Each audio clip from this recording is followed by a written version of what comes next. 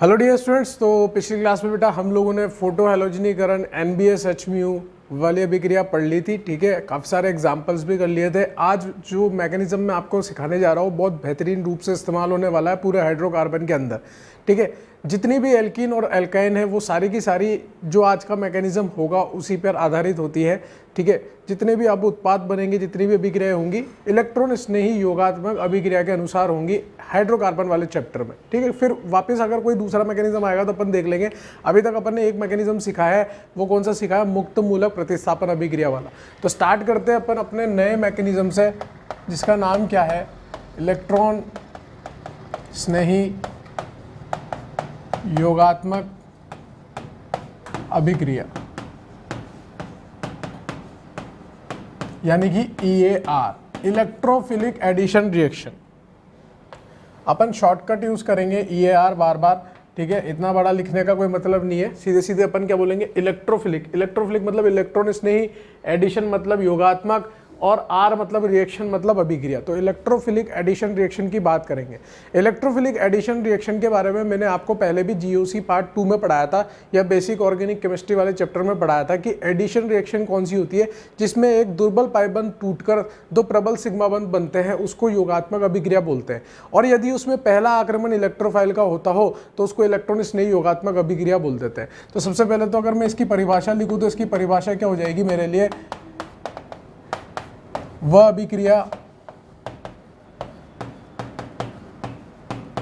जिनमें दुर्बल पाई बंध तोड़कर दो प्रबल सिग्मा बंध बनते हैं एवं जिनमें पहला आक्रमण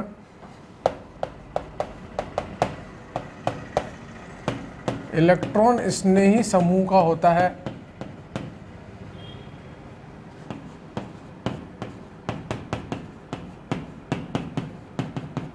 और कुल योग होता है, उन्हें EAR कहते हैं। तो ऐसी अभिक्रिया जिसमें पहला आक्रमण किसका होगा बेटा? इलेक्ट्रॉन स्नेही समूह का होगा, और कुल मिला के क्या हो रहा होगा? अभिकर्मक का अभिकारक पर योग हो रहा होगा। पाई बंध टूटकर दो प्रबल सिग्मा बंध बनेंगे, उनको क्या बोलेंगे बेटा? इलेक्ट्रोफिलिक एडिशन रिएक्शन, यानी कि इलेक्ट्रॉन स्नेही योगात्मक अभिक्रिया बोलेंगे। सामान्य तौर पर जो इलेक्ट्रोफिलिक एडिशन रिएक्शन है वो जनरली अगर मैं बात करूं हाइड्रोकार्बन वाले चैप्टर में तो एल्कीन और एल्काइन दर्शाती है। तो एक तो पहला पॉइंट तो ये हो गया। दूसरा पॉइंट क्या हो जाएगा? सामान्यतः EAR एल्कीन एवं एल्काइन दर्शाता है। एल्कीन और एल्काइन जो है हमारी EAR अभिक्रिया दर्शाती है, EAR रिएक्शन को दर्शाती है। हमारा aromatic hydrocarbon electrophilic addition reaction को नहीं दर्शाता। वो मैंने आपको पहले ही बता दिया था कि इलेक्ट्रोफिलिक एडिशन रिएक्शन अगर एरोमेटिक हाइड्रोकार्बन दर्शाएगा तो वो क्या होगा? उस केस में उसकी एरोमेटिकता लूज हो जाएगी, उसकी एरोमेटिकता समाप्त हो जाएगी। एल्केन नहीं दर्शाता। एल्केन इसलिए नहीं दर्शा सकता क्योंकि उसमें न्यूक्लियोफिलिसिटी नहीं है। वो मुक्त मूलक प्रतिस्थापन अभिक्रिया दर्शा सकता है, जैसे मैंने आपको सिखाया था अभी पिछली क्लासों में। ठीक है, और अपन ने क्या देखा था कि अपन हाइड्रोकार्बन से अल्काइल हैलाइड बना रहे थे, चाहे मोनो हो, चाहे डाई हो, चाहे ट्राई हो, चाहे टेट्रा हो, कितने भी अपन हैलोजन उसमें जोड़ सकते थे। चाहे आप NBS HMU ले लो, चाहे आप फोटो हैलोजनीकरण वाली अभिक्रिया ले लो। तो एल्केन से एल्केन से अल्काइल हैलाइड बनाना अपन ने पिछली क्लास में सीख लिया था। तो कुछ लोग उसको ऐसे भी पढ़ा देते हैं बेटा, उसको अल्काइल हैलाइड वाले चैप्टर में भी पढ़ा सकते हैं और लिख देंगे method of preparation of alkyl halide, है ना? अल्काइल हैलाइड बनाने की विधि, अल्काइल हैलाइड बनाने का निर्माण का तरीका, ये सब उसमें भी पढ़ा सकते थे। लेकिन मैंने आपको कहाँ पढ़ा दिया? वो हाइड्रोकार्बन चैप्टर के अंदर पढ़ा दिया। हाइड्रोकार्बन के लिए वो क्या हो गया? रासायनिक गुणधर्म हो गया। इसी प्रकार से एल्कीन और एल्काइन से भी अपन क्या बना सकते हैं? अल्काइल हैलाइड वगैरह बना सकते हैं, अल्कोहल बना सकते हैं, एस्टर बना सकते हैं। ठीक है। ये सारी चीज़ें अपन इस एल्कीन और एल्काइन से बना सकते हैं इलेक्ट्रोफिलिक एडिशन रिएक्शन द्वारा। तो या तो उस चैप्टर्स में जाकर अपन देखें कि निर्माण की विधि, या फिर इसमें देख लेते हैं रासायनिक गुणधर्म। तो मेरे हिसाब से ज़्यादा बेहतर तरीका क्या होता है कि एल्कीन एल्काइन, क्योंकि हाइड्रोकार्बन में आता है और सारी की सारी इलेक्ट्रोफिलिक एडिशन रिएक्शन से चलती है, इसलिए मैं उसको यही पढ़ा देता हूँ। मेरा तरीका पढ़ाने का मैकेनिज्म के हिसाब से है, ना कि चैप्टर के हिसाब से।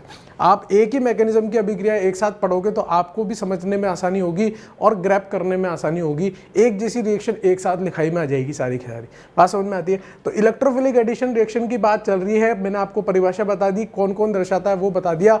अब बताता हूं कि इलेक्ट्रोफिलिक एडिशन रिएक्शन किन किन प्रकार की हो सकती है। तो अगर मैं इलेक्ट्रोफिलिक एडिशन रिएक्शन की बात करूं, यानी कि इलेक्ट्रॉन स्नेही योगात्मक अभिक्रिया की बात करूं, तो ये दो प्रकार से चलती है।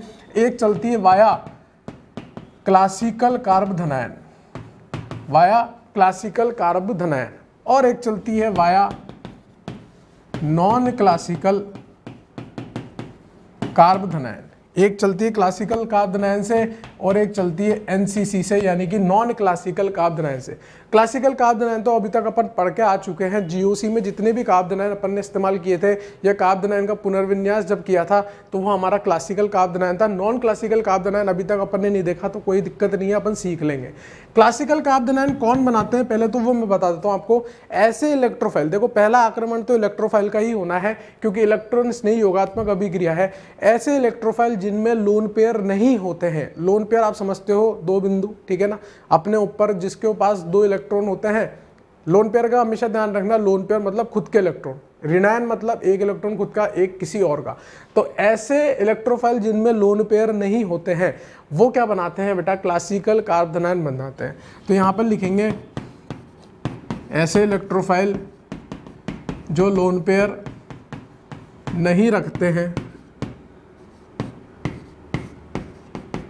वह क्लासिकल कार्ब धनायन बनाते हैं। अगर मैं उदाहरण के तौर पे आपको बताऊं तो उदाहरण क्या हो सकता है, जैसे तो H प्लस R प्लस में CH3 प्लस हो जाएगा, CH2 CH3 प्लस हो जाएगा, ठीक है। ये सारे के सारे इत्यादि, ये सारे के सारे कैसे हैं बेटा, जिनमें लोन पेयर नहीं है, तो ये क्या बनाएंगे बेटा, क्लासिकल कार्ब धनायन बनाएंगे, जो कार्ब धनायन अभी तक अपन पढ़ के आए हैं। अगर मैं इसमें बात करूं, अगर मैं electrophilic addition reaction via classical carb धनायन से चला रहा हूं, इलेक्ट्रॉन स्नेही योगात्मक अभिक्रिया में क्लासिकल कार्ब धनायन से चला रहा हूं, तो मध्यवर्ती क्या बनता है हमारा, मध्यवर्ती बनता है हमारा कार्ब धनायन। क्या बनता है, कार्ब धनायन, जो अभी तक अपन पढ़ के आए हैं। जितना भी अपन ने कार्बोकेटायन कार्ब धनायन को देखा है वो वाला मध्यवर्ती अपना यहाँ पर बनने वाला है, ठीक है ना। इलेक्ट्रॉन स्नेही योगात्मक अभिक्रिया अगर क्लासिकल कार्ब धनायन से चल रही है, क्योंकि क्लासिकल कार्ब धनायन बन रहा है तो क्लासिकल कार्ब धनायन में पुनर्विन्यास भी संभव है। पुनर्विन्यास करना मैंने आपको सिखाया है किस तरीके से क्लासिकल कार्ब धनायन का पुनर्विन्यास संभव है। हाइड्राइड शिफ्ट करा के कर सकते हो, मिथाइल शिफ्ट करा के कर सकते हो, फिनाइल शिफ्ट करा के कर सकते हो, रिंग एक्सपेंशन करके कर सकते हो, रिंग कॉन्ट्रैक्शन करके कर सकते हो। तो यहाँ पर अपन क्या लिखेंगे कि पुनर्विन्यास संभव है। ये तो हुई कि अगर क्लासिकल कार्ब धनायन से अभिक्रिया चल रही है तो किस केस में चलेगी, जब वहां पे इलेक्ट्रोफाइल लोन पेयर वाले नहीं होंगे।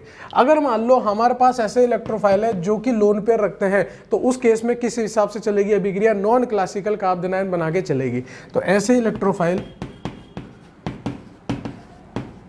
जो लोन पेयर रखते हों उनमें नॉन क्लासिकल कार्ब धनायन बनता है।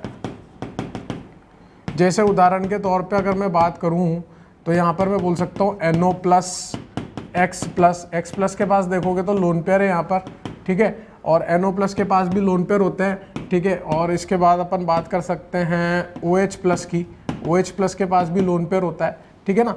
SH प्लस की बात कर सकते हैं, SH प्लस के पास भी लोन पेयर होता है, ठीक है। अपन बात कर सकते हैं यहाँ पर जैसे I प्लस की बात कर लो, I प्लस वैसे तो X प्लस में आ गया, ठीक है, तो इसमें भी लोन पेयर होता है, NO प्लस में लोन पेयर होता है इत्यादि। ये सारे के सारे कैसे हैं, ये सारे के सारे हैं बेटा जिनमें लोन पेयर है, और ये कैसे हैं, इलेक्ट्रोफाइल भी है। ऐसे इलेक्ट्रोफाइल जो लोन पेयर रखते हैं वो क्या बनाते हैं बेटा, नॉन क्लासिकल कार्ब धनायन बनाते हैं। अब नॉन क्लासिकल कार्ब धनायन दिखता कैसा है, नॉन क्लासिकल कार्ब धनायन होता है 3 सदस्यीय चक्रीय वलय, या 3 सदस्यीय चक्रीय जो होती है कार्ब धनायन, 3 सदस्यीय वलय कार्ब धनायन जो होता है वो क्या होता है, नॉन क्लासिकल कार्ब धनायन होता है। तो यहाँ पे लिखेंगे 3 सदस्यीय वलय वाला कार्बोनाइन NCC होता है। बिल्कुल देसी भाषा में बता रहा हूँ आपको, ठीक है, बिल्कुल जो किताबों का निचोड़ है वो निकाल के बता रहा हूँ कि 3 सदस्य की जो वलय बनेगी वो कार्बोनाइन कौन सा होगा, NCC कार्बोनाइन होगा। जैसे अगर मैं बात करूँ यहाँ पर X, यहाँ पर मैं बात करूँ पॉजिटिव, ये जो कार्बोनाइन बना है हमारा, ये जो हमारा कार्बोनाइन बना है 3 सदस्य का, यहाँ पर X लिखा हुआ है, आप ध्यान से देखोगे तो ये इलेक्ट्रोफाइल था। ये कैसा है, हमारा नॉन क्लासिकल कार्बोनाइन है। कब बनता है, कैसे बनता है, वो अपन अभिक्रिया के दौरान देखेंगे। फिलहाल के लिए आप ये समझ लो कि नॉर्मल कार्बोनाइन कैसा होता है। ये जो प्लस है ना, ये प्लस इस पूरी 3 चक्रीय में, ये 3 सदस्यीय जो बनी हुई है चक्रीय, इसके अंदर पूरी तरह से घूम रहा है ये कार्बोनाइन, ठीक है। तो ये कैसा है, हमारा नॉन क्लासिकल कार्बोनाइन है, किसी एक परमाणु पर स्थित नहीं है, ठीक है। और ज़्यादा जानकारी नॉन क्लासिकल कार्बोनाइन की तब दूंगा जब उसकी अभिक्रिया पढ़ाऊंगा। फिलहाल तो आपको क्लासिकल कार्बोनाइन वाली अभिक्रिया सीखनी है पहले, फिर नॉन क्लासिकल कार्बोनाइन पे जाएंगे तो ऑटोमेटिकली आप सीख जाओगे कि नॉन क्लासिकल कार्बोनाइन कैसे बनता है। नॉन क्लासिकल कार्बोनाइन जो होता है वो क्लासिकल कार्बोनाइन से ज़्यादा स्थायी होता है, इसलिए उसमें पुनर्विन्यास संभव नहीं हो पाता है, ठीक है। तो यहाँ पर क्या लिखेंगे कि पुनर्विन्यास संभव नहीं है। अगर कहीं पे नॉन क्लासिकल कार्बोनाइन बन रहा है तो वहाँ पुनर्विन्यास संभव नहीं होता है। और नॉन क्लासिकल कार्बोनाइन कहाँ बनता है, ऐसे इलेक्ट्रोफाइल जो लोन पे रखते हैं उसमें नॉन क्लासिकल कार्बोनाइन बनता है। अगर मैं यहाँ पर नीचे की तरफ स्थायी की तुलना करूँ कि क्लासिकल और नॉन क्लासिकल कार्बोनाइन में ज़्यादा स्थायी कौन सा है, तो क्लासिकल कार्बोनाइन जो है वो किसी एक परमाणु के ऊपर बना हुआ है। कार्बोनाइन की बात कर रहा हूँ तो कार्बन के ऊपर जो धनायन बना हुआ है वो एक परमाणु के ऊपर है, जबकि नॉन क्लासिकल कार्बोनाइन 3 कार्बन के या फिर दो कार्बन या एक हेलोजन यानी कि 3 परमाणुओं के ऊपर बटा हुआ है। 3 न्यूक्लियस उसको कंट्रोल कर रहे हैं, यहाँ पर केवल 1 न्यूक्लियस कंट्रोल कर रहा है, 3 लोगों में बटा हुआ है, इसलिए ज़्यादा स्थायी कौन सा होगा, नॉन क्लासिकल कार्बोनाइन जो है वो क्लासिकल कार्बोनाइन से ज़्यादा स्थायी होता है। सामान्यतः बात कर रहा हूँ, नॉन क्लासिकल कार्बोनाइन क्लासिकल कार्बोनाइन से ज़्यादा स्थायी होता है सामान्य तौर पर, क्योंकि यहाँ पर 3 लोगों में कार्बोनाइन बटा हुआ है, जबकि यहाँ पर पूरा का पूरा एक ही पे आ रहा है। ये पूर्ण रूप से बिखारी है, ये 3 लोगों में बट के बिखारी है। बात समझ में आई, ठीक है। तो ये कार्बोनाइन क्लासिकल की और नॉन क्लासिकल की बात थी। इलेक्ट्रोफिलिक एडिशन रिएक्शन 2 प्रकार से चल सकती है, पहली वाया क्लासिकल कार्बोनाइन, दूसरी वाया नॉन क्लासिकल कार्बोनाइन। पहले अपन क्लासिकल कार्बोनाइन वाली बात करेंगे, उसके लिए मैकेनिज्म देखेंगे, उसकी अभिक्रियाएं देखेंगे, फिर जब सारी वो वाली अभिक्रिया खत्म हो जाएगी फिर नॉन क्लासिकल कार्बोनाइन की तरफ मूव करेंगे, ठीक है। और कोई बड़ी चीज़ नहीं है, आसान से है, ठीक है। तो यहाँ पर ये आप लिख सकते हो, पूरा का पूरा पोस्ट करके नोट डाउन कर लेना। आपको मैं ये वाया क्लासिकल कार्बोनाइन सिखा देता हूँ। तो यहाँ पर इसको मिटा दिया अपन ने, पोस्ट करके नोट डाउन करते रहना भैया।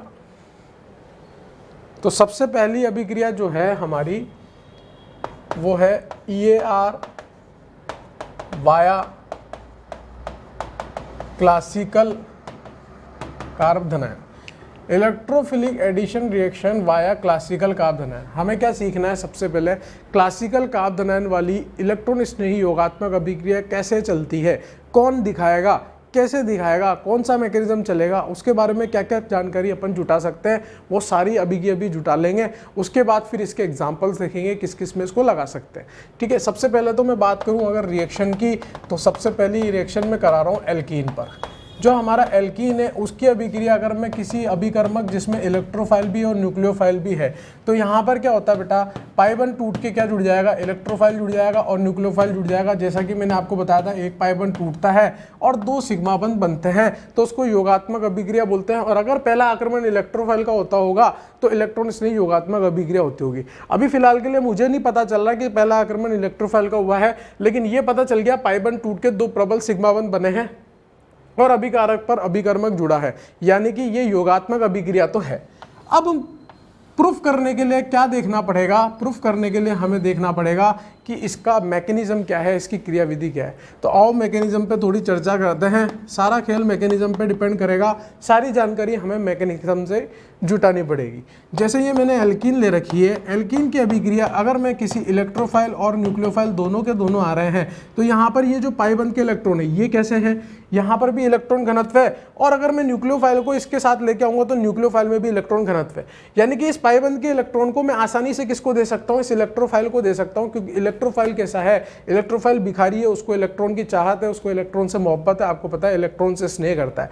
तो पाइबंद के इलेक्ट्रॉन किसके पास जाएंगे बेटा, इलेक्ट्रोफाइल के पास जाएंगे। यानी कि पहला आक्रमण कौन कर रहा है, हमारा इलेक्ट्रोफाइल कर रहा है। ये इलेक्ट्रॉन इस कार्बन का था, ये इलेक्ट्रॉन इस कार्बन का था, हमने ये वाला इलेक्ट्रॉन जो है वो इलेक्ट्रोफाइल को दे दिया। तो जहां से इलेक्ट्रॉन की कमी होगी वहां पर क्या आ जाएगा बेटा, इलेक्ट्रॉन्स की कमी आ जाएगी और धनायन बन जाएगा। पहला आक्रमण इलेक्ट्रोफाइल पे हो रहा है, तो यहां पर देखिए आप, यहां पर ये इलेक्ट्रोफाइल इस तरह से जुड़ गया, क्योंकि ये वाला इलेक्ट्रॉन जो था वो हमने इलेक्ट्रोफाइल को दे दिया। कमी कौन से कार्बन पे हुई, इस कार्बन पे हुई, तो यहाँ पर क्या बन जाएगा, कार्ब धनायन। ये कौन सी स्टेप है, अपनी स्लो स्टेप है, यही अपनी आरडीएस है। इसको स्लो स्टेप और आरडीएस क्यों बोला, क्योंकि अपन ने यहाँ पर अष्टक पूर्ण प्रजाति से यहाँ पर अष्टक अपूर्ण प्रजाति बनाई है, ठीक है ना, अष्टक पूर्ण से अष्टक अपूर्ण बनाइए, इसलिए स्लो स्टेप है, ये आरडीएस है। सक्रिय ऊर्जा अगर हमारे रूम तापमान पर अवेलेबल हुई तो ये कार्ब धनायन बन जाएगा। और अगर यहाँ पर कार्ब धनायन बना है, ध्यान से सुनेंगे, अगर यहाँ पर कार्ब धनायन बना है तो कार्ब धनायन बनता है तो पुनर्विन्यास भी संभव है। ये कार्ब धनायन तब तक पुनर्विन्यास करता रहेगा जब तक ये स्थायी कार्ब धनायन में बदलता रहेगा। मेरे पास दो चॉइस थी, इस कार्बन पे भी आक्रमण हो सकता था, इस कार्बन पर भी आक्रमण हो सकता था। मैं कौन से कार्बन पे आक्रमण कराऊंगा जिससे बनने वाला कार्ब धनायन मेरा स्थायी बनेगा। अब चूंकि मेरा कार्ब धनायन बन चुका है और मेरे पास न्यूक्लियोफाइल पड़ा हुआ है, तो मेरा अगला टारगेट क्या होगा कि मैं न्यूक्लियोफाइल का आक्रमण इस कार्ब धनायन पे करा दूं। लेकिन ये कैसा होगा, ये तीव्र गति से चलेगी, क्योंकि एक बार किसी अभिक्रिया में स्लो स्टेप आ गई तो अगली तो तीव्र होती है। और ये तीव्र होने का कारण क्या है बेटा, ये तीव्र होने का कारण ये भी है कि ये अष्टक अपूर्ण से अष्टक पूर्ण में जा रही है। यहाँ पर ये इलेक्ट्रोफाइल, यहाँ पर न्यूक्लियोफाइल। ऐसा करने से बताओ यहाँ पर अपना जो उत्पाद बना है वो स्थायी बन गया कि नहीं बन गया, स्थायी बन गया। ध्यान से सुनेंगे फिर से एक बात, कार्ब धनायन बनाया, कार्ब धनायन का मतलब क्या होता है, रिक्त पी कक्षक। कार्ब धनायन का मतलब होता है रिक्त पी कक्षक। ये न्यूक्लियोफाइल ऊपर से भी आ सकता था, उतने ही चांसेस इस न्यूक्लियोफाइल के नीचे से आने के भी हैं। भाई कार्ब धनायन कैसा होता है, त्रिकोणीय समतली होता है। और पी कक्षक कैसा होता है, इस तरह से पी कक्षक होता है, त्रिकोणीय समतली इस तल में आ रहा है और पी कक्षक इस तल में आ रहा है। तो जो न्यूक्लियोफाइल है वो ऊपर से भी आक्रमण कर सकता है, नीचे से भी आक्रमण कर सकता है, और दोनों तरफ से आक्रमण करने के चांसेस बराबर बराबर है। अगर इस कार्बन पर किरेल केंद्र बनता है तो रेसिमिक मिश्रण बनेगा, आर भी बनेगा और एस भी बनेगा। 50-50% चांस होंगे। उसके बारे में अपन और जानकारी जुटा लेंगे। फिलहाल के लिए तो आपको इतनी बात समझ में आनी चाहिए कि पहला आक्रमण किसका हुआ है, इलेक्ट्रॉन स्नेह समूह का हुआ है। और ओवरऑल क्या हुआ है, यहाँ पर पाई बंध टूट के दो प्रबल सिग्मा बंध बने हैं, अभिकारक अभिकर्मक पे जुड़ा है। यानी कि ओवरऑल रिएक्शन क्या है, योगात्मक अभिक्रिया है। क्योंकि पहला आक्रमण इलेक्ट्रॉन स्नेह का हुआ है इसलिए इलेक्ट्रॉन स्नेह योगात्मक अभिक्रिया है। अब इसके बारे में क्या क्या जानकारी जुटा सकते हैं, यह अभिक्रिया कितने पद में पूर्ण होती है, 2 पद में पूर्ण होती है। मिनिमम 2 पद तो लगेंगे, 2 से ज्यादा भी लग सकते हैं अगर कार्ब धनायन पुनर्विन्यास करता है तो। लेकिन उन पदों को अपन नहीं गिनेंगे जो कार्ब धनायन पुनर्विन्यास करता है। हम तो ओरिजिनल रिएक्शन की बात कर रहे हैं। हम तो ओरिजिनल रिएक्शन में देखेंगे तो कितने पद में पूर्ण हो रही है, 2 पद में पूर्ण हो रही है। पहला पद इसमें धीमा पद है, जिसमें क्या बनता है, हमारा मध्यवर्ती कार्ब धनायन बनता है। और चूंकि कार्ब धनायन बना है इसलिए पुनर्विन्यास भी संभव है। दूसरी जानकारी जुटा ली। तीसरी बात क्या है, यहाँ पर पहला आक्रमण इलेक्ट्रोफाइल का हो रहा है, कुल मिला के योग हो रहा है, इसलिए ये इलेक्ट्रॉन स्नेही योगात्मक अभिक्रिया है। चौथी बात करूंगा मैं रेट ऑफ रिएक्शन की, यानी कि अभिक्रिया की दर की। अभिक्रिया की दर किस पर निर्भर करेगी, स्लो स्टेप पर निर्भर करेगी, आरडीएस स्टेप पर निर्भर करेगी। आरडीएस में कौन कौन आ रहा है बेटा, एल्कीन आ रही है और हमारा कार्ब धनायन आ रहा है। जितना अधिक ये कार्ब धनायन स्थायी होगा उतनी अधिक रेट ऑफ रिएक्शन होगी, उतनी ज्यादा अभिक्रिया की दर होगी। या फिर जितना ज्यादा इस पाई बंध में इलेक्ट्रॉन घनत्व होगा, जितना ज्यादा इस एल्कीन में इलेक्ट्रॉन घनत्व होगा, उतनी ज्यादा तीव्र गति से ये इलेक्ट्रोफाइल को इलेक्ट्रॉन्स दे पाएगी। तो जितना ज्यादा यहाँ इलेक्ट्रॉन घनत्व होगा उतनी ज्यादा इस एल्कीन की इलेक्ट्रॉन देने की टेंडेंसी होगी। और इलेक्ट्रॉन घनत्व कब ज्यादा होगा, जब इलेक्ट्रॉन दाता समूह लगे होंगे या इलेक्ट्रॉन ग्राही। तो इलेक्ट्रॉन दाता समूह लगे होंगे, और इलेक्ट्रॉन दाता समूह कौन से होते हैं बेटा, +m +h +i। अगर +m +h +i एल्कीन पर लगे होंगे तो उतनी ज्यादा उसकी इलेक्ट्रॉन देने की टेंडेंसी होगी, उतनी ज्यादा उसकी अभिक्रिया की दर होगी। या फिर आप ऐसे भी दे सकते हो, जितना ज्यादा इलेक्ट्रॉन देने वाले लोग होंगे उतना ज्यादा ये कार्ब धनायन कैसा होने वाला है बेटा, स्थायी होने वाला है। कार्ब धनायन को कौन स्थायी करता है, +m +h +i। इतनी सी बातें हैं। तो पहली स्टेप में कार्ब धनायन बनता है, पुनर्विन्यास होगा। मेरे हिसाब से सारी बातें समझ में आ गई होगी। पहला आक्रमण इलेक्ट्रोफाइल पे हो रहा है। एल्कीन ने न्यूक्लियोफाइल पे आक्रमण क्यों नहीं किया? क्योंकि एल्कीन भी खुद न्यूक्लियोफिलिक है और न्यूक्लियोफाइल भी न्यूक्लियोफिलिक है। ये दोनों एक दूसरे को रिपेल करेंगे, ना कि आकर्षित करेंगे। ये दोनों एक दूसरे को विकर्षण लगाएंगे, ना कि आकर्षण लगाएंगे, क्योंकि दोनों में इलेक्ट्रॉन घनत्व है। तो ये किसको इलेक्ट्रॉन देना चाहेगी? इलेक्ट्रोफाइल को, जिसके पास इलेक्ट्रॉन की कमी है। अब यहां से अपन बहुत सारी जानकारी क्या लिख सकते हैं, स्टेप बाय स्टेप लिखेंगे। जो मैंने बोला है वही सारे पॉइंट्स बना के लिखा देता हूं। बताओ ये कौन सी अभिक्रिया थी? वाया क्लासिकल कार्ब धनायन, जिसमें पुनर्विन्यास संभव होता है। ठीक है ना, कार्ब धनायन बनाना सिखा दिया मैंने आपको, कैसे कार्ब धनायन बनता है। ठीक है, अब यहां पर देखो आप, इस अभिक्रिया की विशेषताएं क्या है।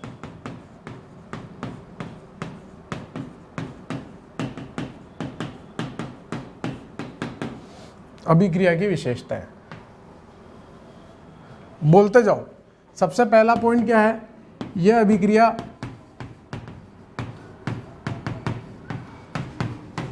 दो पद में पूर्ण होती है। सही बात है, सबसे पहला इंपॉर्टेंट पॉइंट। दूसरा पॉइंट, इस अभिक्रिया में पहला पद आरडीएस है, जिसमें मध्यवर्ती कार्ब धनायन बनता है। ठीक है, इस अभिक्रिया में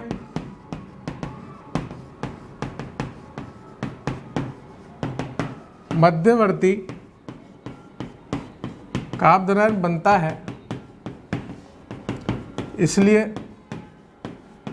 पुनर्विन्यास संभव है।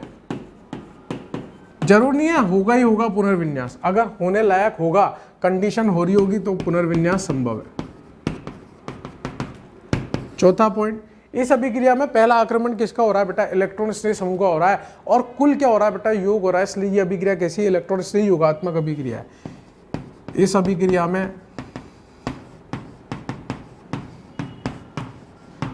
पहला आक्रमण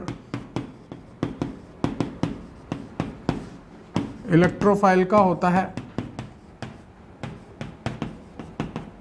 और कुल योग होता है, इसलिए यह EAR है। EAR मतलब इलेक्ट्रोफिलिक एडिशन रिएक्शन। ये 4 पॉइंट आप पोस्ट करके नोट डाउन करो। 5वां रेट ऑफ रिएक्शन के बारे में मैं इधर लिखा देता हूँ। ठीक है, तो यहाँ से इसको मिटा देते हैं और 5वां पॉइंट यहाँ पे लिखेंगे। 5वां पॉइंट क्या है हमारे लिए? रेट ऑफ रिएक्शन, यानी कि अभिक्रिया की दर। ठीक है ना, रेट ऑफ रिएक्शन मतलब अभिक्रिया की दर। हिंदी में लिख लो, मेरे को कोई फर्क नहीं पड़ता। इतनी बातें, छोटी छोटी बातें आपको समझ में आनी चाहिए, इसके लिए टॉर्चर ना करें। अभिक्रिया की दर। अब अभिक्रिया की दर जो है वो किसके समानुपाती आएगी बेटा? अभिक्रिया की दर समानुपाती आएगी एल्कीन पर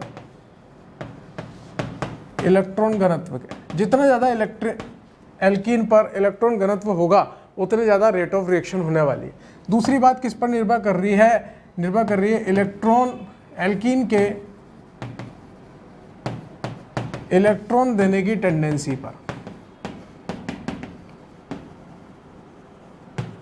और एल्कीन की इलेक्ट्रॉन देने की टेंडेंसी कब ज्यादा होगी? जब उसमें इलेक्ट्रॉन दाता समूह लगे होंगे या फिर इलेक्ट्रॉन ग्राही। तो जितने ज्यादा इलेक्ट्रॉन दाता समूह लगे होंगे, उतनी ज्यादा एल्कीन के इलेक्ट्रॉन देने की टेंडेंसी होगी, यानी कि +M +H और +I जितने ज़्यादा लगे होंगे, उतनी ज़्यादा रेट ऑफ रिएक्शन होगी। और जितने ज़्यादा इलेक्ट्रॉन ग्राही समूह लगे होंगे, उतनी ज़्यादा रेट ऑफ रिएक्शन कम होगी, यानी कि -M -H -I। ये क्या करते हैं? इलेक्ट्रॉन घनत्व को कम करते हैं। और सबसे इंपॉर्टेंट चीज़ क्या है? एल्कीन किस पे रेट ऑफ रिएक्शन किस बात पर निर्भर कर रही है? सबसे इंपॉर्टेंट एक तो हो गया एल्कीन के इलेक्ट्रॉन घनत्व पे, दूसरी रेट ऑफ रिएक्शन हमारी किस पे डिपेंड कर रही है?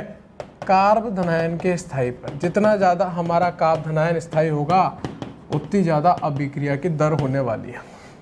ठीक है, एक तो रेट ऑफ रिएक्शन कार्ब धनायन के स्थायी पर निर्भर कर रही है, और एक इलेक्ट्रॉन घनत्व पर डिपेंड कर रही है एल्कीन के। दोनों एक ही बात है बेटा, आप ध्यान से देखोगे तो दोनों एक ही बात है। एल्कीन का इलेक्ट्रॉन घनत्व जितना ज़्यादा होगा वो कब होगा, जब +M+H+I के समूह लगे होंगे।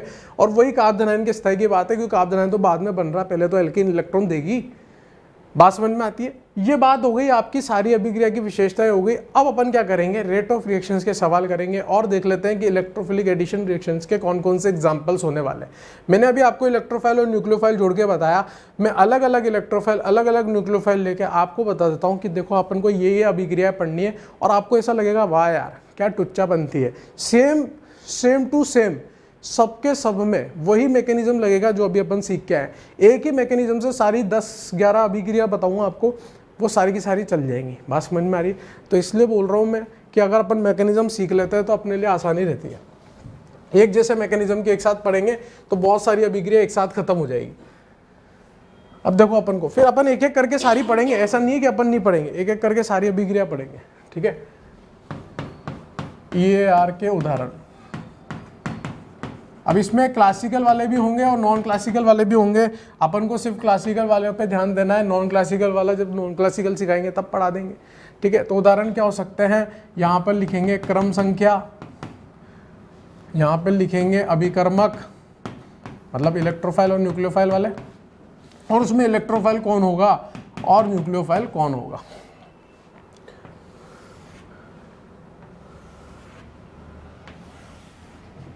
देखो सबसे पहले मैं बात करूं तो HX, फिर H2O, अल्कोहल, RCOH, H2SO4 और RCOX। अब इसमें आप ध्यान से देखो, अगर मैं HX में आपसे पूछूं कि विद्युत ऋणता का अंतर है कि नहीं है, H और X में विद्युत ऋणता का अंतर है, ज़्यादा विद्युत ऋणी कौन है, X है, तो उस पर ऋणायन आएगा और H पे धनायन आएगा। हालांकि आंशिक धनायन आंशिक ऋणायन आना चाहिए, लेकिन HX में ज़्यादा विद्युत ऋणी X होता है, इसलिए उस पर ऋणायन और इस पर धनायन आएगा। तो यहाँ पर इलेक्ट्रोफाइल की तरह कौन व्यवहार करेगा, H+, और न्यूक्लियोफाइल की तरह कौन करेगा, X-। अगर मैंने उस एल्कीन पर ध्यान से देखो, आप पीछे पन्ना मोड़ के देखोगे, उस एल्कीन पर अगर मैं HX जोड़ दूं, एक H जोड़ दूं, एक X जोड़ दूं, तो एल्कीन से मैंने क्या बना दिया, एक हाइड्रोजन और हेलोजन जोड़ा, यानी कि मैंने क्या किया है, हाइड्रो हेलोजिनीकरण, यानी कि मैंने अल्काइल हैलाइड बना दिया आपके लिए। तो एल्कीन से मैं क्या बना सकता हूं, अल्काइल हैलाइड बना सकता हूं। इसी प्रकार से अगर मैं H2O को लिखूं तो H2O क्या होता है, H और OH, तो H+ और OH-, H+ जुड़ जाएगा और OH- जुड़ जाएगा, यानी कि एल्कीन पर क्या जुड़ गया बेटा, OH- जुड़ गया, यानी कि अल्कोहल बना दिया। इसी प्रकार से अगर मैं यहाँ पर देखूँ तो यहाँ पर ये H+ है और ये OR- है, तो इलेक्ट्रोफाइल कौन होगा हमारे लिए, H+, और न्यूक्लियोफाइल कौन होगा, OR-। तो क्या बन जाएगा, ईथर बन जाएगा।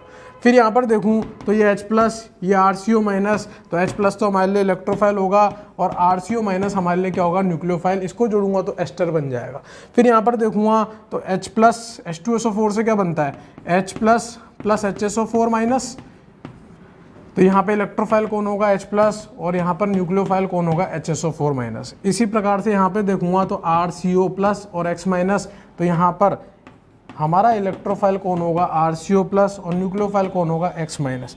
ये सारी की सारी अभिक्रिया यहाँ से लेकर यहाँ तक इलेक्ट्रोफिलिक एडिशन रिएक्शन है, यानी कि इलेक्ट्रॉन स्नेही योगात्मक अभिक्रिया है वाया, सबसे इंपॉर्टेंट बात क्या है, वाया क्लासिकल कार्बोनाइन। सब में वही मैकेनिज्म चलने वाला है जो अभी अपन सीख के आए हैं। ध्यान से सुनना, कार्बोनाइन बनेगा तो पुनर्विन्यास भी संभव है। तो यहाँ पर बस इन अभिक्रियाओं के लिए हमें क्या ध्यान देना होगा कि यार कार्बोनाइन बन रहा है तो पुनर्विन्यास भी कराना है। बस वही चीज़ में चूक जाता है बच्चा, बाकी कुछ भी नहीं है।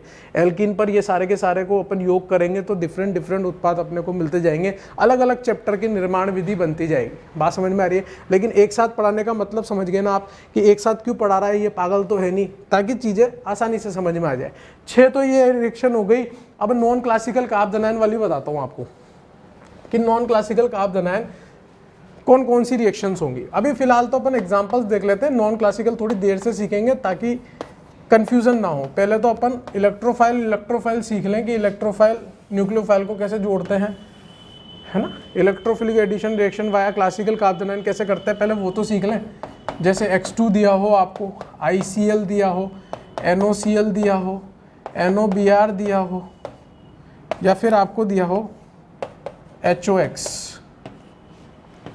तो यहाँ पर देखूंगा तो जब X2 दिया है तो मैंने आपको बताया था कि Br2 हो जाए चाहे Cl2 हो जाए, ये किसकी तरह व्यवहार करते हैं, ये इलेक्ट्रोफाइल की तरह व्यवहार कर सकते हैं। तो इलेक्ट्रोफाइल की तरह कैसे व्यवहार करते हैं, X+ और X- में टूट जाएगा। कब टूटेगा, जब एल्कीन आक्रमण करेगी, एल्कीन आक्रमण करेगी तब X+ और X- में टूटेगा, ऐसे अपने आप नहीं टूट रहा। उसमें इंड्यूस्ड पोलैरिटी जनरेट हो जाती है, जब एल्कीन आता है तब जाके उसमें क्या अंतर आता है, विद्युत ऋणता में अंतर आना चालू होता है, वहां पे डाइपोल जनरेट चालू होता है। तो यहाँ पर X+ बनेगा जिसके पास लोन पेयर है, क्योंकि नॉन क्लासिकल कार्बोनाइन किससे बनता है, ऐसे इलेक्ट्रोफाइल जिनके पास लोन पेयर होते हैं उन इलेक्ट्रोफाइल द्वारा नॉन क्लासिकल कार्बोनाइन बनता है। इससे पहले वाले जो एग्जांपल लिखा है उनमें किसी के पास भी लोन पेयर नहीं था, क्योंकि सारे H+ वाले ही थे, ठीक है। और X-, यहाँ पर भी क्या कर रहा हूँ बेटा, दो हेलोजन को जोड़ूंगा, यानी कि हेलोजनीकरण कर रहा हूँ। फिर से मैं बता रहा हूँ आपको, एल्कीन से अल्काइल हैलाइड बना लेंगे।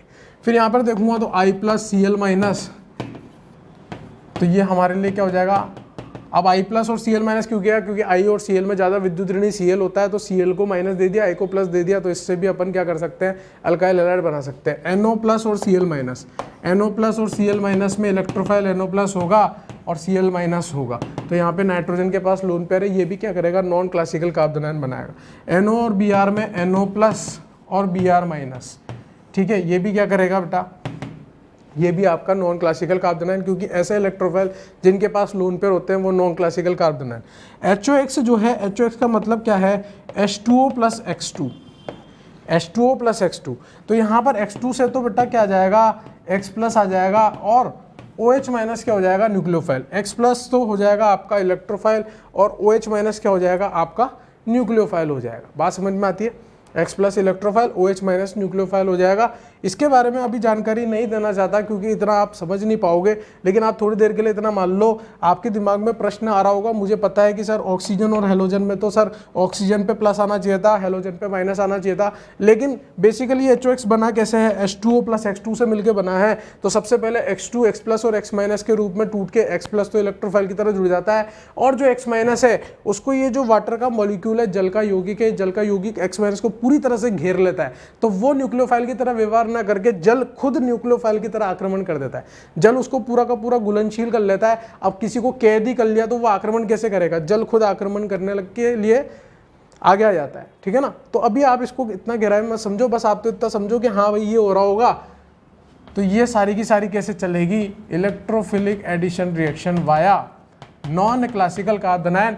ये इतना सा बताना चाह रहा है, ये इतना सा बताना चाह रहा है, क्या बताना चाह रहा है कि ऐसे इलेक्ट्रोफाइल जिनके पास लोन पेयर होते हैं वो क्या बनाते हैं, नॉन क्लासिकल कार्बोनाइन मैकेनिज्म से चलते हैं। जिनके पास लोन पेयर नहीं होते वो किससे चलते हैं, क्लासिकल कार्बोनाइन मैकेनिज्म से चलते हैं। तो पहले क्लासिकल कार्बोनाइन वाली अभिक्रिया पढ़ेंगे, फिर नॉन क्लासिकल कार्बोनाइन पे चलेंगे। और नॉन क्लासिकल कार्बोनाइन का मैकेनिज्म अभी आपको मैंने सिखाया नहीं है, और कोई बड़ा अंतर नहीं है, छोटा सा ही अंतर है, ठीक है। बस वहां पे तो अपने पास और फायदा है, वहां पुनर्विन्यास कराने की भी जरूरत नहीं है। यहाँ तो अपन को पुनर्विन्यास भी कराना पड़ेगा, नॉन क्लासिकल कार्बोनाइन में पुनर्विन्यास भी नहीं होता है। पहले आप यहाँ तक नोट डाउन करो, फिर मैं आगे और पढ़ाता हूँ आपको। हाँ भाई, नोट डाउन कर लिया होगा आप लोगों ने।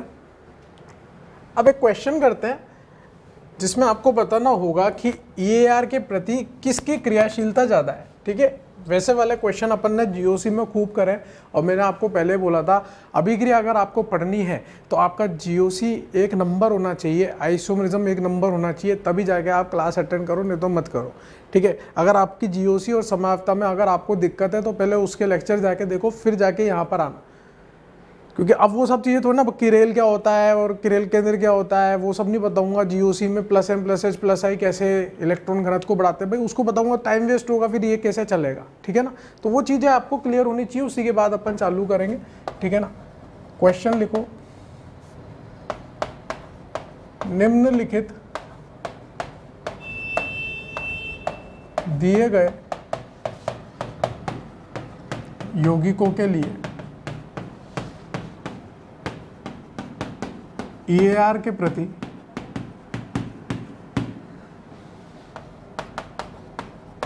क्रियाशीलता का क्रम लिखें। काफी सारे एग्जांपल्स दे रहा हूं आप लोगों को, आपको EAR के प्रति क्रम लिखना है क्रियाशीलता का, ठीक है। कैसे लिखोगे वो आपको बता दिया है। रिएक्टिविटी किस बात पे डिपेंड करती है, रेट ऑफ रिएक्शन किस बात पे डिपेंड करती है, एल्कीन के इलेक्ट्रॉन घनत्व पे। कौन बढ़ाता है? Plus M plus H plus I. चालू हो जाओ।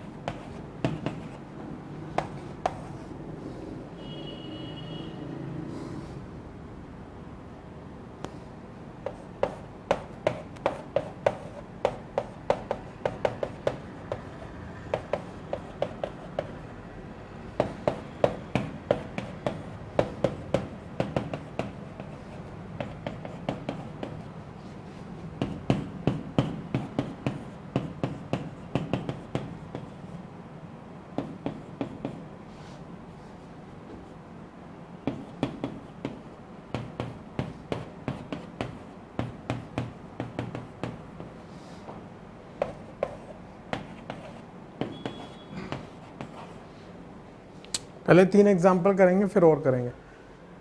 पहले 3 ट्राई करो पोज करके। अब यहाँ पर आप देखोगे तो यहाँ पर अल्फा हाइड्रोजन कितने हैं इस एल्कीन के लिए? एल्कीन में इलेक्ट्रॉन घनत्व बढ़ाना है। जिस तरह का सवाल दिया हुआ है उसमें मुझे एक ही जानकारी दिख रही है कि जिसमें जितने ज़्यादा अल्फा हाइड्रोजन होंगे एल्कीन में इलेक्ट्रॉन घनत्व उतना ज़्यादा होगा। ये वाली चीज़ मैंने आपको जीओसी के अंदर जब मैं आपको अति संयुग्मन पढ़ा रहा था, बेकर-नाथन प्रभाव पढ़ा रहा था, वहाँ पर भी मैंने आपको डिस्कस करी थी। ठीक है, यहाँ पर देखूंगा तो यहाँ पर अल्फा हाइड्रोजन है 3 अल्फा हाइड्रोजन। यहाँ पर ये अल्फा कितने अल्फा हाइड्रोजन है? 6 अल्फा हाइड्रोजन। यहाँ पर ये अल्फा कितने अल्फा हाइड्रोजन है? 9 अल्फा हाइड्रोजन। ये अल्फा कितने अल्फा हाइड्रोजन है? 12 अल्फा हाइड्रोजन है। जितने ज़्यादा अल्फा हाइड्रोजन होंगे एल्कीन में इलेक्ट्रॉन घनत्व उतना ज़्यादा होगा, क्योंकि उतना ज़्यादा प्लस एच प्रभाव लग रहा है। हाइड्रोजन प्लस के रूप में निकल के ऋणायन बन के उतना ज़्यादा इलेक्ट्रॉन की घनत्व को बढ़ा रहा है। तो यहाँ पर अगर मैं बात करूँगा क्रियाशीलता का क्रम देखूंगा तो ई का सबसे ज़्यादा, फिर डी का, फिर सी का, फिर बी का, फिर ए का आ जाएगा। ये क्रियाशीलता का क्रम आ गया इलेक्ट्रोफिलिक एडिशन रिएक्शन के प्रति, जितना ज़्यादा इलेक्ट्रॉन घनत्व होगा। यहाँ पर देखूंगा सेकंड वाला आपने ट्राई किया होगा। ठीक है, तो यहाँ पर Cl का कौन सा प्रभाव लगता है? -I लगता है। और यहाँ पर OCH3 का कौन सा लगेगा? +M लगेगा। और यहाँ पर CH3 का कौन सा प्रभाव लगेगा? CH3 का प्रभाव लगेगा आपका +H। ठीक है ना, तो +M +H और -I में सबसे ज़्यादा कौन जीत रहा है? +M जीत रहा है, उसके बाद आपका +H जीत रहा है, फिर उसके बाद आपका A वाला जीत रहा है। तो BCA ये इलेक्ट्रॉन घनत्व का क्रम आ जाएगा, और जो इलेक्ट्रॉन घनत्व का क्रम होगा वही इलेक्ट्रोफिलिक एडिशन रिएक्शन के प्रति क्रियाशीलता का क्रम होगा। याद करो, इलेक्ट्रॉन घनत्व का सवाल कराया था मैंने वहाँ पे। फिर यहाँ पर देखूंगा एल्कीन में इलेक्ट्रॉन घनत्व को बढ़ाना है, तो सीधे सीधे सब में बेंजीन तो जुड़ी हुई है, उसके नीचे क्या आइटम लगा हुआ है उस पर डिपेंड करेगा बेंजीन में इलेक्ट्रॉन घनत्व कितना बढ़ रहा है। और जितना बेंजीन में इलेक्ट्रॉन घनत्व बढ़ता जाएगा उतना एल्कीन पे बढ़ता जाएगा। अगर बेंजीन में कम होता जाएगा तो वो एल्कीन से खींचने लग जाएगा। तो यहाँ पर इस OCH3 का कौन सा प्रभाव लग रहा है? +M +M और -M में अगर आपको दिक्कत हो तो +M और -M में मैंने आपको पहले बताया था +M -M अनुनाद का प्रभाव होता है। अनुनाद अगर बेंजीन के अंदर जा रहा है, यहाँ से ये इलेक्ट्रॉन अंदर की तरफ दे रहा है तो +M है, अगर बाहर की तरफ अनुनाद आ रहा है तो -M है। ऐसे कोई रटने की जरूरत नहीं है कि ये वाले समूह +M होते हैं, ये वाले -M होते हैं। रटना वटना कुछ नहीं होता। यहाँ पर ऑक्सीजन का लोन पेयर है, आप इस लोन पेयर को देखोगे तो इलेक्ट्रॉन को अंदर चलाने की कोशिश करोगे या बाहर खींचने की, तो अंदर चलाओगे तो +M लग रहा है, अगर खींच रहे होंगे तो -M लग रहा है। जैसे NO2 है, NO2 का कौन सा प्रभाव लगता है? -M। CH3 का कौन सा लगेगा? +H। और यहाँ पर तो कोई प्रभाव ही नहीं है। तो मेरे लिए सबसे ज़्यादा इलेक्ट्रॉन घनत्व कौन बढ़ा रहा है बेटा? यहाँ पर A, फिर उसके बाद यहाँ पर C के बाद यहाँ पर D के बाद B वाले को सबसे लास्ट में इसलिए लगा क्योंकि उसमें -M लग रहा है, वो तो इलेक्ट्रॉन घनत्व को और खींच रहा है। इलेक्ट्रॉन घनत्व जितना कम होगा ER के प्रति क्रियाशीलता उतनी कम होगी। जितना ज़्यादा इलेक्ट्रॉन घनत्व होगा उतनी ज़्यादा इलेक्ट्रॉन ER के प्रति क्रियाशीलता ज़्यादा होगी। तो ये ER के प्रति क्रियाशीलता का क्रम आ गया जो आपका इलेक्ट्रॉन घनत्व का क्रम है। 3 सवाल मैंने कराया और सवाल मैं दे रहा हूं, आपको खुद को ट्राई करने हैं। अब मतलब सवाल चालू हो गए यूं मान लो आप, है ना। देखो कुछ लेक्चर्स ऐसे होंगे जिसमें आपको थ्योरी के साथ ज़्यादा सवाल मैं करा दूंगा और कुछ लेक्चर्स ऐसे होंगे जिसमें पहले थ्योरी इलस्ट्रेशन फिर एंड में खूब सारे सवाल होंगे। जैसे आज मेरे आपको क्या कर रहा हूँ, जानकारी ज़्यादा देने की कोशिश कर रहा हूँ, पहले आप सीखो तो सही, फिर जाके अपन क्वेश्चन ज़्यादा अप्लाई कर पाएंगे। आज के लिए बस क्वेश्चन इसी फॉर्म में मिलेंगे, फिर नेक्स्ट लेक्चर जो होगा अपना उसमें पहले थ्योरी इलस्ट्रेशन फिर उसके ऊपर काफ़ी सारे एग्जाम्पल्स होंगे, ठीक है ना। इस तरीके से अपन चलते रहेंगे, ठीक है। कुछ कुछ लेक्चर्स में आपको वैसे चलेंगे और कुछ लेक्चर्स में अपन इस तरह से चलेंगे।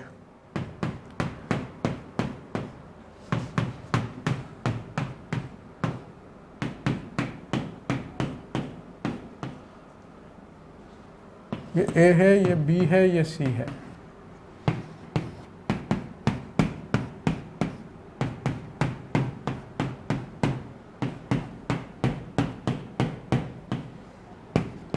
ए बी सी,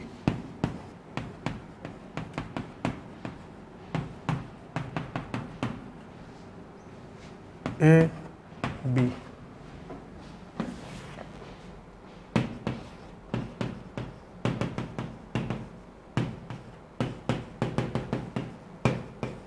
चलो ट्राई करो फोर्थ फिफ्थ सिक्स वगैरह पोज करके।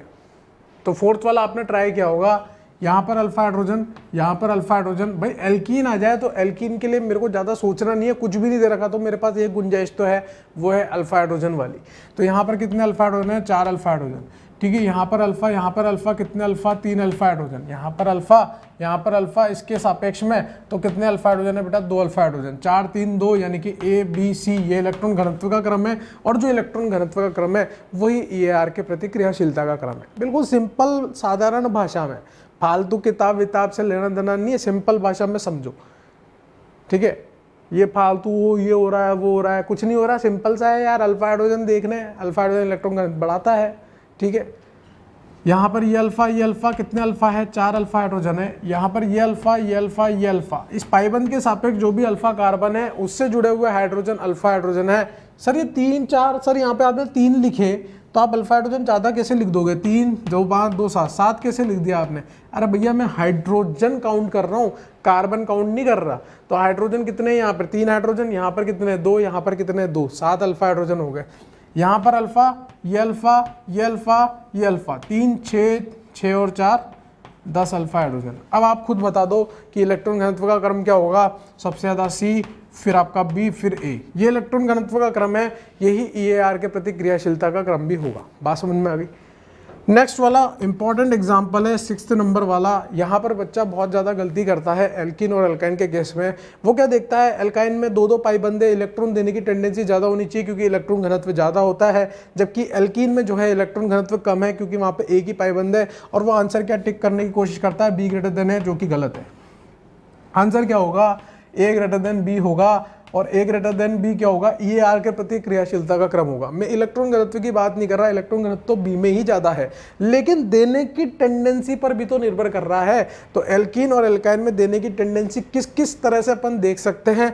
यहाँ पर देखूंगा तो ये कार्बन sp2 है, ये कार्बन sp है। sp2 और sp में ज़्यादा देने की टेंडेंसी किसकी होगी, जो कम विद्युत ऋणी होगा। यानी कि sp2 कम विद्युत ऋणी है तो इसकी देने की टेंडेंसी कैसी होगी बेटा, इलेक्ट्रॉन्स को ज़्यादा होगी। पहला रीजन तो किससे दिया अपन ने, संकरण से दिया कि sp2 की टेंडेंसी sp से ज्यादा है, इसलिए A ग्रेटर देन B आ जाएगा। क्या आ जाएगा, EAR की रेट, EAR की दर। बात समझ में आ रही है। तो एल्कीन जो है वो एल्काइन से ज्यादा क्रियाशील होती है EAR के प्रति। उसका रीजन क्या है, sp2 कम विद्युत ऋणी है, sp ज्यादा विद्युत ऋणी है, तो देने की टेंडेंसी sp2 की ज्यादा होगी। दूसरा रीजन सुनो आप, अगर मैं इन पे इलेक्ट्रोफाइल का आक्रमण करा दूं, इस पे इलेक्ट्रोफाइल का आक्रमण करा दूं और इस पे इलेक्ट्रोफाइल का आक्रमण करा दूं, तो यहाँ पर जब मैं इलेक्ट्रोफाइल का आक्रमण कराऊंगा, मान लो यहाँ इलेक्ट्रोफाइल जुड़ गया, ठीक है, और यहाँ पर काप धनायन बना। यहाँ पर इलेक्ट्रोफाइल का आक्रमण कराऊंगा, यहाँ पर इलेक्ट्रोफाइल जुड़ गया और यहाँ पर काप धनायन बना। अब यहाँ पर देखोगे तो ये काप धनायन और इस काप धनायन में देखोगे तो ये वाला काप धनायन ज़्यादा स्थायी है इसके सापेक्ष में, क्योंकि ये कैसा है, विनाइल काप धनायन है। और विनाइल काप धनायन कैसा होता है, विनाइल काप धनायन अत्यधिक अस्थायी होता है, क्योंकि ज़्यादा विद्युत ऋणी पे काप धनायन अगर बनता है तो वो भयंकर रूप से अस्थायी होता है, जबकि ये कम विद्युत ऋणी पे काब्ध, हालांकि ये भी अस्थायी है, ये भी अस्थायी है, लेकिन ज़्यादा स्थायी विनाइल काब्धनायन है, क्योंकि यहाँ पर ये sp काब्धनायन है और ये sp2 काब्धनायन है। काब्धनायन का संकरण sp2 होता है, ये तो आपको पता ही है। ये sp2 वाला है, ये sp वाला है, ज़्यादा विद्युत ऋणी पे काब्धनायन ज़्यादा अस्थायी होता है। इसलिए आप दूसरे रीजन से भी देख सकते हो कि ये वाला काब्धनायन इसके सापेक्ष में, विनाइल काब्धनायन के सापेक्ष में ज़्यादा स्थायी है। मैं ये नहीं कह रहा स्थायी है, इसके सापेक्ष में ज़्यादा स्थायी है, इसलिए ये वाला जो है जल्दी से तीव्र गति से इलेक्ट्रोफिलिक एडिशन रिएक्शन देगा। तो दूसरा रीजन भी मैंने आपको बता दिया, चाहे आप काब्धनायन बना के लिख लो, चाहे आप संकरण से देख लो, दोनों ही केस में आपका A B आएगा EAR की दर। 7वां वाला एग्जांपल पोस्ट करके ट्राई करो, है ना। यहां पर आप नोट डाउन करके लिख लेना, भले इंपॉर्टेंट चीज कि एल्कीन की EAR के प्रति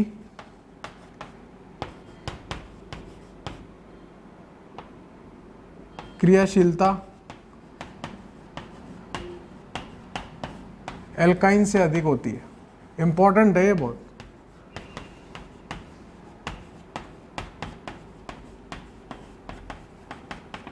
एल्कीन की EAR के प्रति क्रियाशीलता एल्काइन से ज्यादा होती है। अब जैसे यहाँ पर भी एल्कीन एल्काइन है, तो ऑब्वियस सी बात है, तो आप सीधे बता दोगे A B आएगा, क्योंकि एल्कीन की क्रियाशीलता एल्काइन से ज़्यादा होती है, भले क्लोरीन क्यों ना लग रहा हो, उसके बाद भी एल्कीन की एल्काइन से ज़्यादा क्रियाशीलता होगी। तो इस तरह से अपन ने क्रियाशीलता वाले एग्जाम्पल्स भी कर लिए, ठीक है। अपन ने EAR अभिक्रिया देख ली, EAR का मैकेनिज्म देख लिया, EAR की विशेषता देख ली, EAR के लिए कौन कौन से उदाहरण वाया क्लासिकल चलेंगे, वाया नॉन क्लासिकल चलेंगे, ये भी अपन ने देख लिया।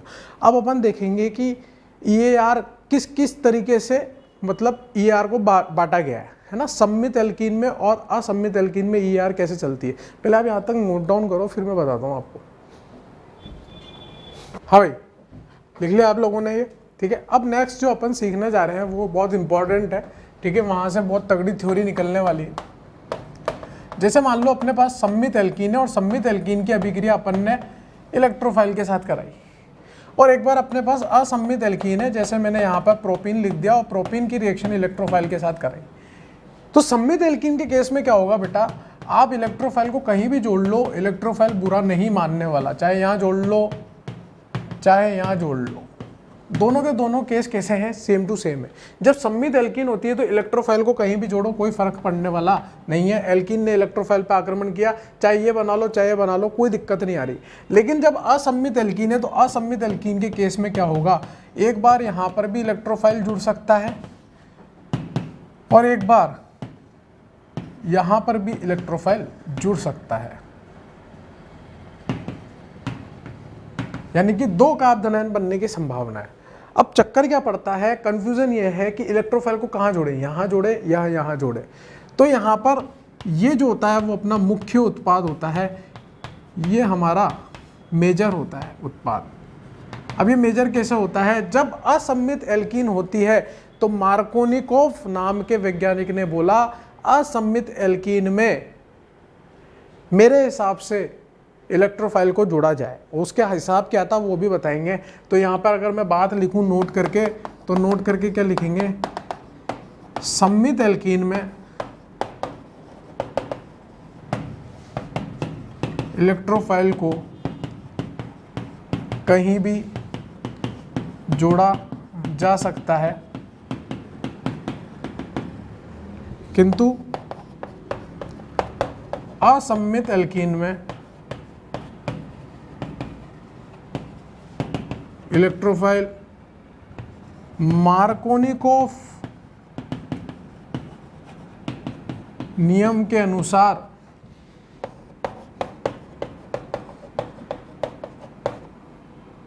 योग करता है। अब मार्कोनिकोव नियम क्या है, देखो अगर अब मैं स्टैंडर्ड मार्कोनिकोव बताऊं, मॉडर्न मार्कोनिकोव नियम बताऊं, आधुनिक मार्कोनिकोव नियम बताऊं जो अभी अपने लिए काम का है, किताबों को छोड़ो, किताबों में जो लिखा है वो भी बता दूंगा। आधुनिक मार्कोनिकोव नियम क्या है कि इलेक्ट्रोफाइल का आक्रमण इस प्रकार से एल्कीन पर होगा जिससे बनने वाला काब्धनायन ज्यादा स्थायी होगा। अगर आपसे पूछूं ये वाला काब्धनायन और ये वाला काब्धनायन, तो इस काब्धनायन के लिए 5 अल्फा हाइड्रोजन है और इस काब्धनायन के लिए 1 अल्फा हाइड्रोजन है, ये अल्फा हाइड्रोजन है केवल।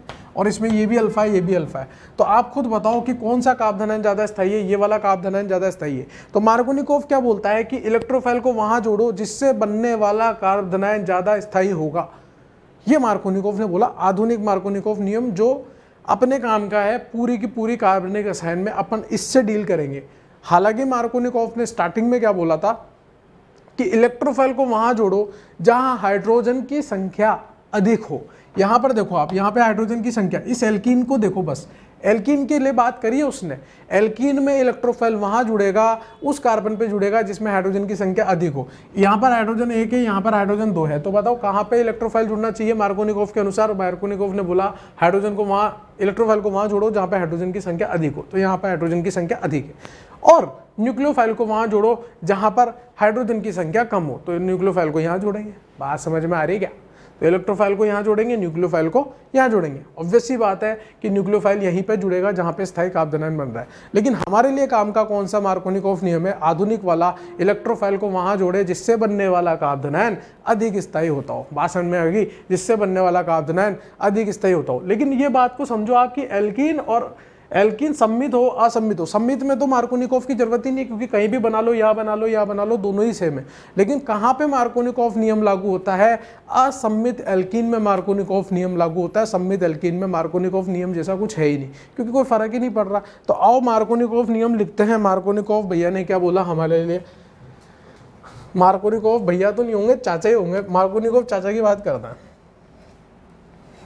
ये जितने भी ऑफ वाले है ना, जैसे इरोडोव, क्रोटोव, मार्कोनिकोव, है ना, ये सब कहाँ के हैं? ये सब रशियन साइंटिस्ट है, ठीक है। ये सब कैसे हैं? रशियन साइंटिस्ट है, ठीक है। तो यहाँ पर लिखेंगे मार्कोनिकोव नियम। मार्कोनिकोव नियम क्या है? तो पहले तो पुराना वाला लिख देता हूँ और फिर नया वाला लिख देंगे, ठीक है। तो मार्कोनिकोव के अनुसार इलेक्ट्रोफाइल वहां जुड़ेगा जहां हाइड्रोजन की संख्या अधिक होगी। मार्कोनिकोव ने क्या बोला कि भैया इलेक्ट्रोफाइल को वहां जोड़ो जहां पर हाइड्रोजन की संख्या क्या हो? अधिक हो। लेकिन हम तो नहीं मान रहे इसकी बात, हम तो दूसरी वाली बात मांगेंगे इसकी। कौन सी? आधुनिक मार्कोनिकोव रूल, यानी कि मॉडर्न मार्कोनिकोव नियम। आधुनिक मार्कोनिकोव नियम जो है हमारे लिए भयंकर रूप से लाभदायक है, काम का है। वो क्या बोला उसने कि भैया इलेक्ट्रोफाइल को इस प्रकार से जोड़ो, या इलेक्ट्रोफाइल एल्कीन पे इस प्रकार से आक्रमण करेगा जिससे बनने वाला कार्बोनाइन ज्यादा स्थायी होगा। तो मार्कोनिकोव के अनुसार, मार्कोनिकोव भी लिख सकते हो, OFF भी लिख सकते हो और OV भी लिख सकते हो, दोनों सही है। मार्कोनिकोव और मार्कोनिकोव दोनों ही सही है। मार्कोनिकोव के अनुसार इलेक्ट्रोफाइल एल्कीन पर इस प्रकार आक्रमण करेगा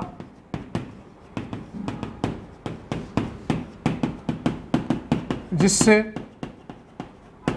बनने वाला कार्बोनाइन स्थायी बने, ठीक है। मार्कोनिकोव के अनुसार इलेक्ट्रोफाइल एल्कीन पर इस प्रकार आक्रमण करेगा जिससे बनने वाला कार्बोनाइन स्थायी कार्बोनाइन बने, उसके अनुसार मार्कोनिकोव चलता है, ठीक है ना। तो मार्कोनिकोव रूल, इलेक्ट्रोफाइल वहां जोड़े जिससे बनने वाला कार्बोनाइन स्थायी होगा। कहां लगेगा? असम्मित एल्कीन पर लगेगा। सम्मित में लगा लोगे तो भी कोई फर्क नहीं पड़ रहा, क्यों? कौन पूछ रहा है? सम्मित में लगा लो, बनेगा तो एक जैसे ही, इधर लगाओ चाहे उधर लगाओ। लेकिन असम्मित एल्कीन में फर्क पड़ता है, वहां पे क्या लगाना पड़ेगा आपको? मार्कोनिकोव नियम लगाना ही पड़ेगा। अच्छा, क्वेश्चन किस प्रकार से आ जाता है? कभी कभी टुच्चे सवाल भी दे देते हैं। तो टुच्चे सवाल किस प्रकार के होते हैं? आओ,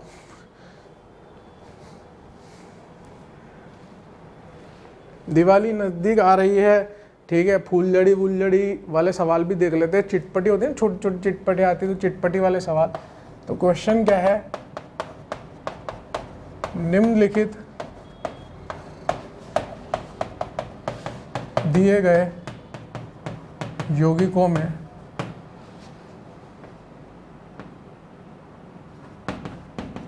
किन यौगिकों में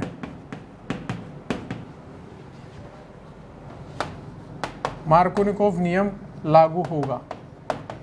ठीक है, अपनी भाषा में लिखता हूँ मैं।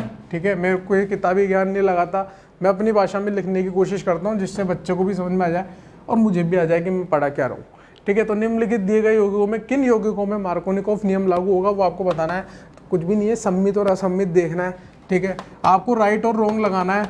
ठीक है, आखिरी सवाल है हमारी कक्षा का आज का, फिर अगली क्लास में मिलेंगे अपन। और अगली क्लास में कैसे मिलेंगे? बेहतरीन रिएक्शनों के साथ। कृपया करके एनसीईआरटी पढ़ के आएंगे अगली क्लास में, वरना मत आना, सीधी बात, नो बकवास। और जीओसी को रिवाइज कर लो अगर किसी बच्चे ने नहीं करी है तो। ठीक है, बाकी आपकी ईमानदारी आपके हाथ में है, मैं तो पहले ही बोलता हूँ। ठीक है, करना हो करो, नहीं करना मत करो, मेरे क्या जा रहा है भाई, अपना फ्यूचर अपने हाथ में है। यार जगह कम पड़ गई, चलो यहाँ पे मिटा देते हैं, इधर वाला लिख देता हूँ, आप तो राइट रॉन्ग लगाओ।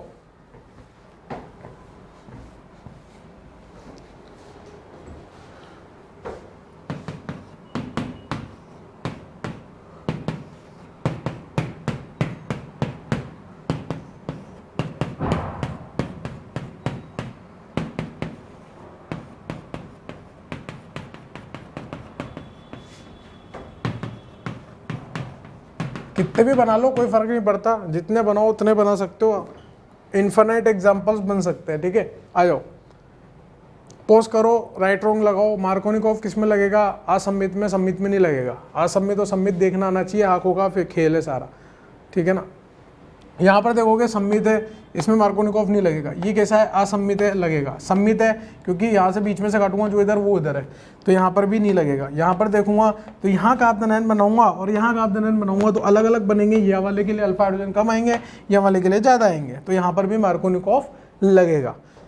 यहाँ पर देखूंगा तो यहाँ बना लो चाहे यहाँ बना लो, सेम है, मार्कोनिकोव नहीं लगेगा। फिर यहाँ पर देखूंगा तो मार्कोनिकोव नहीं लगेगा, चाहे यहाँ का आपदानायन बना लो चाहे यहाँ बना लो। पुनर्विन्यास की बात बाद में है, पहले बनने वाले कार्बनायन को देखूंगा मैं। पहले बच्चा पैदा होता है फिर बड़ा होता है। ठीक है ना, तो पहले कार्बनायन बनेगा फिर पुनर्विन्यास करेगा ना, तो पहला कार्बनायन जो बन रहा है उसके बारे में चर्चा चल रही है। ठीक है ना, यहाँ पर देखोगे तो यहाँ कार्बनायन और यहाँ कार्बनायन, यहाँ वाले में अल्फा हाइड्रोजन अधिक होंगे, यहाँ वाले में कम होंगे, इसमें लग जाएगा मार्कोनिकोव नियम। इसमें देखूंगा तो चाहे यहाँ बना लो चाहे यहाँ बना लो, इसमें नहीं लगने वाला क्योंकि सम्मित है। इसमें नहीं लगेगा, सम्मित है। इसमें नहीं लगेगा, सम्मित है, कहीं भी बना लो। फिर इधर वाले ट्राई करो, पोज करके ट्राई करें। तो इसमें देखा होगा आपने कि ये कैसा आ रहा है बेटा, असम्मित है। यहाँ का आपदानायन बनाओगे यहाँ बनाओगे, दोनों में फर्क आएगा, इसलिए मार्कोनिकोव लगेगा। इसमें भी मार्कोनिकोव लगेगा, इसमें नहीं लगेगा क्योंकि सम्मित है। इसमें नहीं लगेगा, सम्मित है। इसमें लग जाएगा क्योंकि असम्मित है। ठीक है, तो मार्कोनिकोव नियम कहाँ लगता है? असम्मित यौगिक में। आज के लेक्चर में अपन ने क्या पढ़ा? इलेक्ट्रोफिलिक एडिशन रिएक्शन के बारे में पढ़ा कि इलेक्ट्रॉन स्नेही योगात्मक अभिक्रिया कौन दर्शाते हैं, एल्कीन और एल्काइन कैसे दर्शाते हैं, वो मैंने आपको बता दिया। सम्मित एल्कीन असम्मित एल्कीन में किस तरह से मार्कोनिकोव और मार्कोनिकोव नियम की बात कर सकते हैं, वो मैंने आपको बता दिया। केवल असम्मित में बात करनी है। ठीक है, कौन कौन से लोन पेयर वाले जो होते हैं वो तो नॉन क्लासिकल का आपदानायन बनाते हैं, और जिनके पास लोन पेयर नहीं होते वो क्लासिकल का आपदानायन वाले बताते हैं। तो आज के लेक्चर में पूरा अपन ने क्लासिकल कार्बनायन वाली इलेक्ट्रोफिलिक एडिशन रिएक्शन के बारे में चर्चा की है। 2 पद में पूर्ण होती है। पहला पद धीमा होता है, उसमें कार्बनायन बनता है। क्योंकि कार्बनायन बनता है इसलिए पुनर्विन्यास भी संभव है। और रेट ऑफ रिएक्शन किस बात पे निर्भर करती है इलेक्ट्रोफिलिक एडिशन रिएक्शन की, कि इलेक्ट्रॉन घनत्व कितना ज़्यादा है एल्कीन में, इलेक्ट्रॉन देने की टेंडेंसी कितनी ज़्यादा है। जितने ज़्यादा plus M plus H plus I समूह लगेंगे, या फिर कार्बनायन के स्थायी पर। और कार्बनायन के स्थायी वाले जीओसी में भयंकर सवाल करा रखे, आप जाओ वहाँ रिवाइज करो। इलेक्ट्रॉन घनत्व वाले भी बहुत सारे करा रखे, वहाँ जाओ रिवाइज करो। Thank you so much.